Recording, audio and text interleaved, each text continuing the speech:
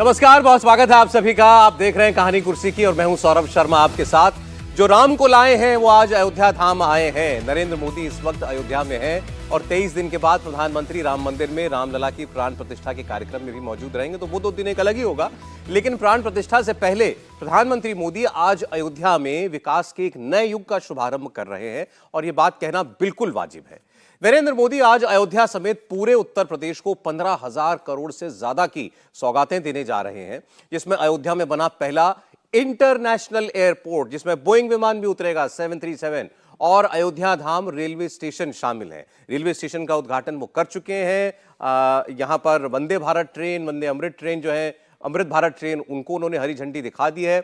अयोध्या धाम junction का architecture ऐसा है जो आपको सीधे त्रेता युग में ले जाएगा। यहां से राम मंदिर की दूरी बस 1 किलोमीटर है और स्टेशन से नरेंद्र मोदी ने 8 नई ट्रेनों को आज रवाना किया है, जिनमें देश की पहली 2 अमृत भारत ट्रेनें भी शामिल हैं। 2 ट्रेनों में से एक अमृत भारत ट्रेन दरभंगा से चल करके अयोध्या होते हुए आनंद विहार टर्मिनल दिल्ली आएगी। वहीं 6 नई वंदे भारत एक्सप्रेस को भी उन्होंने हरी झंडी दिखाई है। इसमें से एक ट्रेन जो है वो अयोध्या से आनंद विहार टर्मिनल जाएगी। इसके अलावा वैष्णो देवी कटरा से होते हुए नई दिल्ली और अमृतसर स्वर्ण मंदिर से दिल्ली के बीच चलने वाली वंदे भारत को भी प्रधानमंत्री ने आज रवाना किया है। और अब से थोड़ी देर में वो अयोध्या के महर्षि वाल्मीकि इंटरनेशनल एयरपोर्ट का इनॉग्रेशन भी करने जा रहे हैं। उसकी तस्वीरें हम आपको दिखाएंगे। और पहले इंटरनेशनल एयरपोर्ट का जो उद्घाटन है अब से थोड़ी देर के अंदर होगा। अभी रेलवे स्टेशन पर जब वो थे तब की तस्वीरें आप इस वक्त अपनी स्क्रीन के ऊपर देख रहे हैं। अयोध्या धाम रेलवे स्टेशन, ये 3 मंजिला स्टेशन बनाया गया है। पूरी तरीके से एयर कंडीशनड है, वर्ल्ड क्लास फैसिलिटीज हैं इसमें। अयोध्या धाम जंक्शन का आर्किटेक्चर ऐसा है जिसमें आपको पूरी केवल भगवान राम की थीम जो है वही दिखाई देती रहेगी। जैसा मैंने आपको बताया, सिर्फ 1 किलोमीटर की दूरी राम मंदिर से इसकी है। इससे पहले अयोध्या में आज उनका एक जबरदस्त रोड शो भी हुआ और इस रोड शो के बाद प्रधानमंत्री धनीराम मांझी के घर पहुंचे हैं। धनीराम मांझी केंद्र की एक योजना के लाभार्थी हैं। तो यहां भी प्रधानमंत्री का जो विकसित भारत संकल्प यात्रा वाला जो कनेक्शन है वो लगातार जो है चल रहा है। एक लाभार्थी के घर प्रधानमंत्री नरेंद्र मोदी पहुंचे हैं, फिर वो यहां से एयरपोर्ट जाएंगे और एयरपोर्ट के बाद फिर उनकी एक सार्वजनिक सभा जो है आज होगी, जहां से वो लोगों को संबोधित भी करने जा रहे हैं। कहानी कुर्सी के में हमारे मेहमान पहुंच चुके हैं हमारे बीच।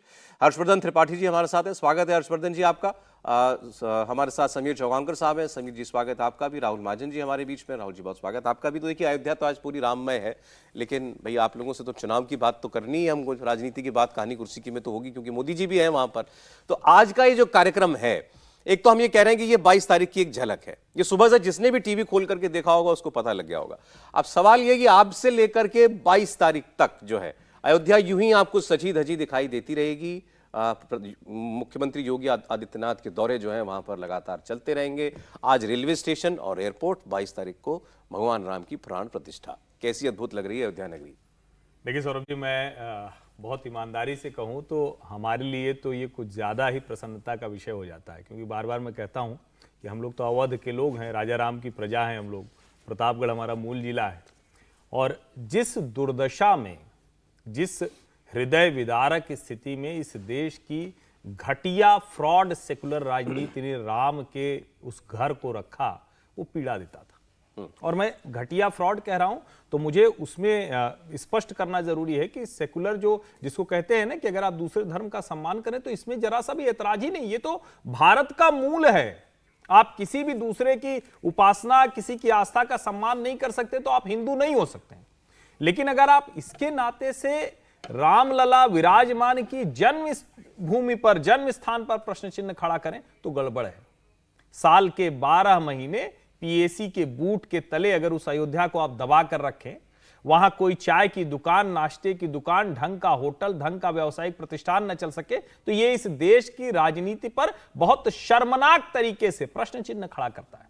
और आज जो अयोध्या दिख रही है, जिन लोगों ने वाल्मीकि रामायण पढ़ी होगी, महर्षि वाल्मीकि उसमें वर्णन करते हैं अयोध्या का, तो वो कहते हैं अयोध्या नगरी ऐसी है कि स्वर्ग के देवता इंद्र वो भी ईर्ष्या करते हैं।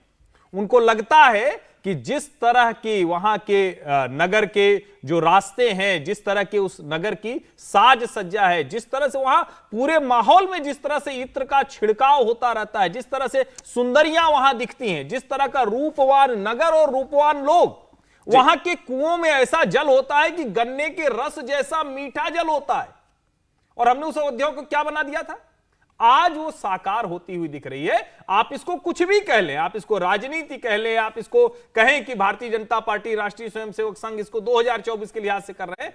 देश और देश का हिंदू, राम को मानने वाला दुनिया भर में कह रहा है कि यही है, राम आए हैं, भारत का वक्त आया है, और यही है असली मूल। इसी को पहचानने की आवश्यकता है। अच्छा है कि हम भी आज थोड़ा गर्व से कह पा रहे हैं, वरना तो इसकी बात करते ही तुरंत कोई कहता था कम्युनल हो क्या, तो कम से कम ये ठप्पा नहीं लग रहा है। अयोध्या से आज जो कुछ हो रहा है वो देखने लायक है, और ये विकास की यात्रा है जो राम राज्य की ओर ले जाती है। अच्छा, ये जो तस्वीर अभी आप देख रहे हैं ना, मैं आपको बता रहा था कि प्रधानमंत्री अयोध्या में भी अपने एक लाभार्थी से बात कर रहे हैं। तो धनीराम मांझी, जिनके घर पर वो पहुंचे, वहां की तस्वीर आपके सामने। इनको भी किसी सेंटर की स्कीम का फायदा मिला होगा, हो सकता है आवास योजना का इनको लाभ मिला हो। तो उनसे बात कर रहे थे प्रधानमंत्री नरेंद्र मोदी। उज्ज्वला गैस के लाभार्थी हैं ये। उज्ज्वला गैस का सिलेंडर इन्होंने लिया था, उनसे बात कर रहे हैं प्रधानमंत्री नरेंद्र मोदी, जिसमें चूल्हा मिलता है, पहला जो प्लेन सिलेंडर है फिर वो फ्री में दिया जाता है। तो वो एक लाभार्थी हैं उसी के, ये उनसे जो है बात कर रहे थे प्रधानमंत्री नरेंद्र मोदी। और अब जैसे हम लोग अयोध्या की बात करें तो अयोध्या का तो आप समझिए कि कायाकल्प होने की दिशा में अयोध्या बढ़ चुकी है। बहुत काम हो चुका है। जो लोग अयोध्या जाते रहते हैं वो जानते ही हैं। वरना आप सोचिए, इंटरनेशनल एयरपोर्ट किसी एक शहर के अंदर बन जाता है तो आप पहचान नहीं पाएंगे आने वाले वर्षों के अंदर, वो शहर इतना परिवर्तित हो जाता है। तो अयोध्या के साथ तो ये होना निश्चित ही है। जो स्टेशन है 15,000 जिसकी कैपेसिटी हुआ करती थी, 15,000 पैसेंजर ले जाने की साल में, 1 लाख पैसेंजर जो है वहां पर आया करेगा। इससे आप अंदाजा लगाइए उसकी कैपेसिटी कितनी बढ़ गई, कितनी ट्रेनें उसकी वहां से चल गई हैं, वंदे भारत ट्रेनें, अमृत भारत ट्रेनें, कनेक्टिविटी कितनी जबरदस्त बढ़ जाएगी। हमारी अभी सहयोगी बता रही थी कि एयरपोर्ट तो अभी जब पहुंचेंगे प्रधानमंत्री तो हम लोग और उसके बारे में बताएंगे। देश के हर कोने से अयोध्या सीधे कनेक्टेड होगी। जिस अयोध्या को जाने के लिए ट्रेन नहीं मिलती थी, जब जहां स्टॉपेज नहीं हुआ करते थे, जहां रात बिरात कभी उतार दिया करती थी ट्रेन, वहां पहुंचने के लिए पूरे देश से अब आपको रेल कनेक्टिविटी मिलने जा रही है, और एयर कनेक्टिविटी तो विदेशों से भी अब वहां पर जुड़ चुकी है। समीर जी, देखिए, अयोध्या तो मैं काफ़ी साल पहले एक ही बार गया था। मैं उस अयोध्या की दुर्दशा देखकर मुझे बड़ा दुख भी हुआ था। वहाँ ढंग का होटल रहने के लिए नहीं था, वहाँ ढंग का कोई ट्रांसपोर्ट नहीं था। मंदिर की जो हालत थी वहाँ की, बाकी सड़कें इतनी टूटी टाटी थी, बिल्डिंगें टूटी थी, गंदगी का अंबार लगा रहता था। और ये तो मैं उस समय की बात बता रहा हूँ जब समाजवादी पार्टी की वहाँ पर सरकार हुआ करती थी। लेकिन अभी मुझे अयोध्या जाने का सौभाग्य नहीं मिला है। लेकिन जहाँ से जो खबरें आ रही है, जो इंडिया टीवी पे लगातार देखने को मिलता है, और बाकी वहाँ से साथी लोग बता रहे हैं कि अब अयोध्या पूरा बदल चुका है। मुझे लग रहा है कि अयोध्या में राम मंदिर के जिस दिन प्राण प्रतिष्ठा 22 तारीख को होगी, उसके बाद से अयोध्या में राम राज्य आएगा। उत्तर प्रदेश के अंदर योगी आदित्यनाथ राम राज्य लाने की तैयारी में लगातार काम कर रहे हैं, और प्रधानमंत्री नरेंद्र मोदी पूरे देश के अंदर राम राज्य लाने के लिए लगातार लगे हुए हैं। और मुझे लग रहा है 2024 में जब फिर से तीसरी बार प्रधानमंत्री बनेंगे तो देश उस दिशा में वो तेजी से आगे बढ़ेगा। देखिए, इतना व्यस्त कार्यक्रम होने के बाद भी अयोध्या में प्रधानमंत्री मोदी का वह अपने लाभार्थी से मिलने के लिए नहीं चुके। उन्होंने वहां अपने लाभार्थी से मुलाकात की, धनीराम मांझी से मुलाकात की। ये बताता है प्रधानमंत्री मोदी का कि वो किसी भी उद्देश्य से जाए, वो भले मंदिर के लिए जा रहे हो, ट्रेन को हरी झंडी दिखाने जा रहे हो, या एयरपोर्ट का उद्घाटन करने जा रहे हो, केंद्र की योजनाएं जमीनी स्तर पर कैसे पहुंच रही है, उस लाभार्थी को क्या लाभ मिल रहा है, उसकी समस्या क्या है, वह सीधे 1-to-1 संवाद करते हैं। और ये बताता है प्रधानमंत्री मोदी को कि वो अपनी योजनाओं को लेकर जमीनी स्तर पर डिलीवर करने के लिए कितने ज्यादा वो इस बात को ध्यान रखते हैं। और भारतीय जनता पार्टी ने तो अभी यह भी तय किया कि 2024 के पहले एक बड़ा लाभार्थी का सम्मेलन करने वाले हैं। प्रधानमंत्री देश भर के 5 करोड़ से ज्यादा लाभार्थी से संवाद करेंगे, जिसमें महिला लाभार्थी होंगे, जिसके अंदर किसान लाभार्थी होंगे, दलित लाभार्थी होंगे, युवा लाभार्थी होंगे, सारे तरह के लाभार्थियों से भारतीय जनता पार्टी, प्रधानमंत्री मोदी खुद डायरेक्ट संवाद करेंगे। और ये लाभार्थियों से प्रधानमंत्री मोदी को एक 2024 के अंदर एक बड़ा, मतलब मुझे लग रहा है कि भारतीय जनता पार्टी के पक्ष में लाभार्थी वर्ग जाने वाला है। इन लाभार्थियों के लाभार्थी फिर प्रधानमंत्री खुद होंगे कि नहीं होंगे? निश्चित रूप से होंगे, निश्चित रूप से, और होना भी चाहिए। जिस वर्ग के लिए, जिसको कोई पूछता नहीं था, जो बेहद गरीबी में रह रहे थे, जिन तक जमीनी स्तर पर सुविधाएं नहीं पहुंच पाती, योजनाएं नहीं पहुंच पाती थी, भाई भतीजा परिवारवाद और भ्रष्टाचार में जो योजना इन गरीबों तक नहीं पहुंच पाती, प्रधानमंत्री मोदी ने ऐसी पारदर्शी व्यवस्था सुनिश्चित की है कि अंतिम व्यक्ति तक प्रधानमंत्री की योजना जाए, राज्य सरकार की योजना जाए। और डबल इंजन की सरकार जिस तरीके से काम कर रही है, मुझे लग रहा है वो लाभार्थी वर्ग भी इस बात को जानता है कि प्रधानमंत्री मोदी के रहते जिस व्यक्ति ने गारंटी दी है कि मेरी दिया हुई गारंटी पूरी होने की गारंटी है, और उसी आधार पर आज लाभार्थी वर्ग बड़ा तैयार हुआ है। जिन पर बेसिक सुविधाएं पहुंच रही है, उनके लिए शौचालय मिल रहे हैं, उनको मकान मिल बिल्कुल, रहे हैं, बिल्कुल। उज्ज्वला में गैस सिलेंडर मिल रहा है। मुझे लगता है प्रधानमंत्री मोदी की एक बहुत बड़ी उपलब्धि है जो 2024 है प्रधानमंत्री मोदी के तीसरी बार वापसी का मार्ग एक प्रशस्त चीज आप करेगी। और गौर कीजिएगा कि देखिए ये सारे काम जो है ये आपके देखते देखते ही हो रहे हैं। कब हमने आपको बताया होगा, बहुत लंबा वक्त हुआ ही नहीं होगा इस बात को कि भाई अयोध्या में एयरपोर्ट बनेगा या अयोध्या में ऐसा रेलवे स्टेशन बनने जा रहा है। आज वो रेलवे स्टेशन बन गया, आज वो एयरपोर्ट का टर्मिनल तैयार हो गया, वहां पहली फ्लाइट उतर चुकी है, वहां पर एयरबस और बोइंग के बड़े बड़े हवाई जहाज जो मुंबई, दिल्ली, बेंगलुरु में उतरते हैं वो अब अयोध्या में उतरेंगे। ये हकीकत हो चुकी है ऑलरेडी। तो जो बात कही गई कि भाई हम ऐसा विकास करेंगे अयोध्या नगरी का, वो ट्रांसलेट होकर के आपको दिख भी गया। तो जब अपने आंखों से आप काम होता देखते हैं, केवल वादे नहीं, तब आपको जो है किसी पर भरोसा होता है। राहुल जी, मैं रुचि कुमार जी और पवन नारा अयोध्या में, उनके पास भी चलेंगे। एक कमेंट राहुल जी। देखिए, मैं तो ये मानता हूं कि देखिए अगर आस्था का प्रश्न छोड़ भी हम थोड़ी देर के राहुल जी, एक बार शायद रुचि जी के सामने से कभी काफिला गुजर रहा बिल्कुल, आप है उनसे जी। बात रुचि जी, जी, पर हम दे नहीं पाए उनको, अफसोस की बात है। जी सौरभ, ये राम पथ है अयोध्या का और इस राम पथ से प्रधानमंत्री मोदी का ये काफिला गुजर रहा है। पीछे सामने हनुमान गढ़ी दिखाई दे रही है और कितनी सुंदर सजावट है वो देखते ही बनती है। अयोध्या में फूल हैं, सभी रंग आज अयोध्या में दिखाई दे रहे हैं। पूरी राममय अयोध्या हो रही है, दोनों तरफ सड़कों पर लोग ही लोग हैं, कुछ बच्चे भी हैं, कुछ बड़े लोग हैं, अयोध्या के लोग हैं, बाहर के लोग हैं। आप लोग फूल लेकर आए थे, देना चाहते थे? यस, हम लोग मोदी को देना चाहते थे, नहीं दे पाए। नहीं दे पाए। कोई बात नहीं। किस तरह से अयोध्या पूरा बदल गया, आप लोगों ने देखा पहले का अयोध्या और अब का अयोध्या? पहले के उम्मीद नहीं थी ऐसी, लेकिन मोदी जी ने बहुत अच्छा काम किया यहाँ पे और बढ़िया है, सब फ्यूचर बढ़िया ही है यहाँ का। जैसे अयोध्या में राम मंदिर बन रहा है और बाकी जो अयोध्या दिख रही है, जो पथ है, राम पथ हो, भक्ति पथ हो, राम जन्मभूमि पथ हो, धर्म पथ हो, सब सच के तैयार हो रहे हैं। मैम, बहुत अच्छा है। आदरणीय प्रधानमंत्री जी के आने पर जनता भी बहुत उत्साहित है और बहुत ही जोश का भाव है जनता के मन में। जो भी कार्य हुआ है यहाँ पे बहुत ही काबिल तारीफ है। तो पूरा सौरभ, आप अगर अयोध्या में आएंगे और अगर आप यहाँ पहले भी आते होंगे तो बिल्कुल अयोध्या बदली हुई नज़र आ रही है। पहले अयोध्या में दिन में तो यहाँ सड़कों पर कोई दिखाई नहीं देता था, मंदिर तो बना ही नहीं था, टेंट में रामलला विराजमान थे। अब भव्य मंदिर बनकर तैयार है, गर्भगृह में प्राण प्रतिष्ठा होगी 22 जनवरी को, तो उसके लिए पूरी तैयारी है। आज प्रधानमंत्री मोदी आए हैं, बड़ी सौगात वो देने जा रहे हैं, सिर्फ अयोध्या के लिए नहीं, बाकी आसपास के यूपी के ज़िलों के लिए भी। लेकिन प्रधानमंत्री हैं, देश के बहुत जगह जाते हैं, बहुत उद्घाटन करते हैं, शिलान्यास करते हैं, लेकिन अयोध्या के लिए आज का दिन खास है क्योंकि ये राम की नगरी है और राम की नगरी में राम मंदिर बन रहा है, तो साथ में पूरी अयोध्या भी उसके लिए बनकर तैयार हो रही है और उसी के लिए आज प्रधानमंत्री मोदी आए हैं। तो जाहिर है कि यहाँ लोगों में बहुत ज़्यादा खुशी दिखाई दे रही है। सौरभ जी, रुचि, बिल्कुल सही बात है। और आप सुबह से हमको दिखा रही हैं तस्वीरों में जिस तरीके से जोशो खरोश के साथ लोगों ने प्रधानमंत्री का स्वागत वहां पर किया है, अद्भुत तस्वीरें थी। एक बार राहुल जी की बात पूरी हो जाए फिर पवन के पास भी चलेंगे। मुझे याद है कि मैं बचपन में अपने पिता के साथ अयोध्या गया था और तब मैंने मेरे पिता जो हैं ये कह के लेके गए थे कि भगवान राम का जो जन्म स्थान है वहाँ लेके जा रहे हैं। तो वहाँ जाके जब मैंने देखा कि वो कहाँ है, मैंने अपने पिता से पूछा तो उन्होंने बाबरी मस्जिद तब हुआ करती थी तो उसकी तरफ इशारा किया कि बस यहीं है। तो मुझे बड़ी हैरानी हुई थी उस वक्त भी, लेकिन उसके बाद मेरा जाना नहीं हुआ। लेकिन मैं ये कहता हूँ कि देखिए, अगर हम आस्था का प्रश्न छोड़ भी दें एक मिनट के लिए, तो भी जितने भी स्थल हैं, जो जैसे उज्जैन की बात करें, उज्जैन में जिस तरह से जो है पूरा वहाँ पे जो कॉम्प्लेक्स बनाया जा रहा है उसको भव्य बनाया जा रहा है, और बाकी जगह भी जैसे काशी की बात करें जिस तरह से उसको किया गया, तो इससे एक बात देखिए सामने आती है कि बहुत बड़े जो आस्था का केंद्र हैं वहाँ पर टूरिज्म जिस तरह से बढ़ता है वो देश की इकोनॉमी में भी बहुत ज़्यादा कंट्रीब्यूट करता है। और हमारे देश में भी जिस तरह से इन आस्था के स्थानों को बनाया जा रहा है, उसमें जब लोग आना शुरू होंगे, क्योंकि लोगों को आने के लिए सुविधाएं वहाँ पे चाहिए होती, रहने की, वहाँ कनेक्टिविटी की, तो जो आने शुरू होंगे उससे देश की इकोनॉमी को भी बहुत ज़्यादा फायदा पहुँचने वाला है। देखिए, अब ये जो तस्वीर इस वक्त अभी आप देख रहे हैं, किसी चौक पर प्रधानमंत्री उतरे हुए हैं, लता मंगेशकर चौक। ये दरअसल यही कल ये चर्चित इसलिए भी हुआ था, कल यहाँ योगी आदित्यनाथ जी ने भी यहीं से सेल्फी ली थी। अच्छा, हाँ। और ऐसे ढेर सारे चौराहे हैं जो या तो सीधे सीधे जिसको हम कहें कि जो अवध की और राम की पहचान है उससे जुड़े हैं या देश के नायकों के लिहाज से वो बने हुए हैं? पवन नारा है वहां पर, वो हमको बताएंगे। लता मंगेशकर चौक पर उतरे हैं प्रधानमंत्री। पवन।